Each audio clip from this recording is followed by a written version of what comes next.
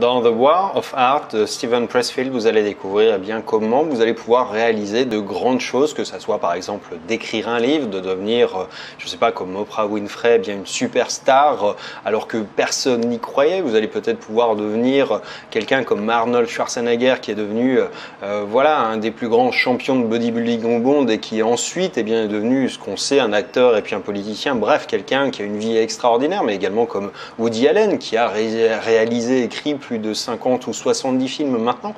Bref, c'est quelque chose qui permet de travailler sur la créativité, sur la psychologie, parce qu'encore une fois, tout est souvent affaire de psychologie. Ça veut dire qu'il est normal, quand on se lance, quand on essaye de faire quelque chose, d'avoir des doutes. C'est ce qu'on appelle une résistance qui fait que, eh bien, on est toujours perclus de doutes, on a du mal à s'y mettre, on a du mal à se lancer, mais plus on travaille et fait effectivement à faire quelque chose, et meilleur on devient, et plus ça devient facile. Mais c'est vrai qu'il y a cette mécanique qui est effectivement toujours, et pour tout le monde, difficile. La première fois qu'on fait une vidéo, la première fois qu'on essaye d'écrire un livre, la première fois sans doute qu'on essaye de réaliser un film, eh bien, c'est toujours beaucoup plus compliqué, puis au fur et à mesure du temps, eh bien, ça devient plus simple parce qu'on a l'habitude, parce qu'on a des réflexes, parce que eh bien, tout repose pas simplement sur finalement une histoire de créativité, mais également sur des habitudes, sur sa capacité à se forcer à travailler sur quelque chose qui demande en théorie de la créativité. Il y a des exemples intéressants là-dedans, notamment eh bien, qu'il y a plein de gens qui